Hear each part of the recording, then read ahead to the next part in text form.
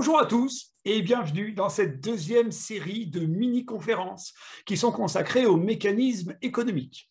Voilà, nous allons commencer cette saison en évoquant des aides sans lesquelles les économistes ne pourraient absolument pas travailler. Je veux parler des indicateurs économiques. D'accord? Les indicateurs. Oui. Ouais, vous voulez dire les indices, hein, ceux qui balancent aux autorités, comme les indices de la police? Non, je parlais juste de chiffres, d'indicateurs statistiques. Mais remarquez, vous n'avez pas complètement tort, hein, puisque les données chiffrées qui sont produites par les économistes ont toujours été élaborées à la demande des autorités, hein, comme le prouve d'ailleurs la racine du mot statistique. Statistique. Non, Staat en allemand, l'État en allemand. Ah oui, statistique donc. Voilà, c'est l'État, c'est-à-dire les princes et les rois, en fait, hein, qui ont été les premiers soucieux d'avoir des indicateurs qui leur permettaient de mesurer la richesse de leur royaume. Voilà. En France, c'est Louis XVI, par exemple, qui a demandé à François Quesnay de tenir pour lui la première comptabilité nationale. Ah oui, je vois, genre, combien d'or a-t-on dans les caisses? Non, en fait, non. La quantité d'or n'était pas pendant très longtemps l'indicateur premier de la richesse nationale. Non. En fait, c'était plutôt. Ah oui, je sais, les têtes de bétail. Et voilà. Et comme la tête se dit capita en latin, la richesse du troupeau est devenue le capital du berger. Voilà. Mais il y en avait une autre, hein, richesse, qui était plus importante encore. Ah bon? Plus Oui, important encore que l'or et les animaux? oui, les hommes. Mhm. Les hommes, c'est idiot. Les hommes ne sont pas une richesse, on ne les achète pas, les hommes. C'est une richesse s'ils sont riches et pas s'ils sont pauvres. Ah non, détrompez-vous, les hommes et les femmes, et même les enfants d'ailleurs, hein, sont une richesse économique, mais à une seule condition, Laquelle? qu'ils travaillent. C'est pour ça que le premier indicateur qui intéresse les économistes, c'est en fait le nombre d'actifs, c'est-à-dire les gens qui travaillent ou qui veulent travailler. Oui, d'accord, ça me revient maintenant. Oui, oui. Et parce qu'ils sont le premier facteur de production. Et Voilà. comme l'autre grand facteur de production, bah, c'est les machines, bah, j'imagine il y aura un indicateur du nombre de machines, non? C'est ça? Oui, enfin, un indicateur de leur valeur, hein, et un autre pour l'augmentation annuelle du parc de machines, hein, de sa valeur, qu'on appelle la formation brute de capital fixe, D'accord. FBCF. Je vois. Et rien pour l'énergie, comme d'habitude. Monsieur, on a plein d'indicateurs d'énergie. Il s'agit soit de la production électrique, soit des quantités de ressources fossiles que l'on a en stock ou qu'on importe. Oui, d'accord. Mais ce ne sont pas les indicateurs vedettes, hein. Ah bon, parce qu'il y a des stars chez les indicateurs. Ah oui, il y a des stars. Enfin, il y en a une en particulier qui les détrône tous. Une grandeur statistique adorée des économistes. Hmm. Ah bah oui, bien sûr, le PIB. Eh oui, le PIB. Oui, cet indicateur est plus intéressant que ceux qui évaluent les facteurs de production parce qu'il mesure le résultat du processus de production. Hmm. D'accord. Mais attendez, tout ce qu'on détruit, tout ce qu'on jette, je suppose que ça réduit le PIB. En fait, non. En fait, le PIB est un indicateur de mesure de l'activité humaine. Si des gens sont payés pour raser des forêts ou pour exterminer des cheptels de vaches folles, le PIB augmente aussi. Les revenus des équarrisseurs qui vont tuer les vaches, hein, ça augmentera un peu le PIB. Et bien sûr, les bouchers qui auraient dû vendre la viande ne verront pas leurs revenus augmenter. Mais le PIB ne baissera pas pour autant. Hmm. Oui, ça nous fait quand même un drôle d'indicateur de richesse, ça. Et dites-moi, ce que produisent les gens pour eux-mêmes, ça compte, ça? Alors, on en a un indicateur chiffré, mais il n'entre pas dans le PIB. C'est le cas, par exemple, de l'autoproduction des biens agricoles. On a une estimation de ce que les agriculteurs consomment pour eux-mêmes, mais on ne l'intègre pas, même pas dans le PIB non marchand, hein. Oui, le PIB non marchand, il ne concerne pratiquement que les services publics qui sont produits par l'État. Et en fait, ce sont les revenus des fonctionnaires. Des revenus, encore des revenus. Oui, mais si je me fais moi-même à manger sans acheter de nourriture industrielle, j'augmente le PIB ou pas? Non, non, pas du tout. Non, non. On ne peut pas intégrer tout ce que les gens produisent eux-mêmes dans le PIB. Ça serait trop fastidieux. Et puis, ça serait mensonger puisqu'ils ne produisent pas de revenus. Donc, vous voulez dire que quand une activité qui était faite par des gens chez eux est Mhm, prise en charge par le système marchand, cela fait augmenter le PIB. tout à Quand on fait. arrête de se coiffer en famille pour le faire faire par le coiffeur, le PIB augmente.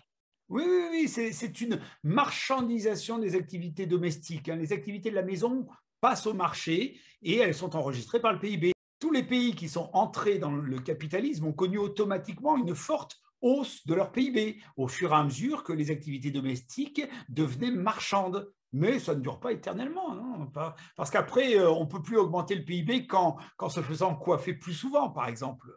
Oui, oui, oui, en allant de plus en plus au restaurant. Ouais. Ouais, je commence à comprendre, oui. Je commence à comprendre la logique et je comprends mieux pourquoi c'est l'indicateur vedette. Oui, parce qu'il nous indique si on est un pays avec beaucoup de revenus. C'est ça. Mais le taux de croissance, c'est un indicateur, non?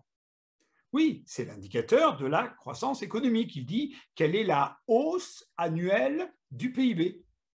D'accord. Mais est-ce que ce serait si grave que ça si cet indicateur baissait un tout petit peu?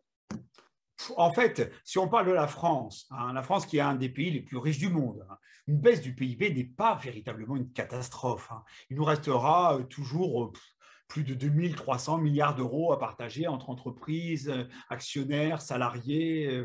Non, un pays ne devient pas pauvre parce que son PIB baisse de quelques points. Aux USA, vous savez, le PIB a baissé 10 fois ces 60 dernières années. Ils s'en sont toujours remis, hein. Non, c'est pas Hmm, très grave. d'accord. Hmm. Oui, donc vos indicateurs, ce sont des thermomètres en quelque sorte. Oui, voilà, c'est ça. Il donne la température de l'économie. Et celle du climat qui en découle aussi? Ah non, non, non, non, non. Cet indicateur-là, les économies, je le laisse aux climatologues. À chacun son métier, quand même. Ah oui, oui, oui, j'entends bien. Mais dans la mesure où il a été établi que les activités économiques réchauffent la planète, Mhm. on ne pourrait pas construire un indicateur économique de réchauffement planétaire?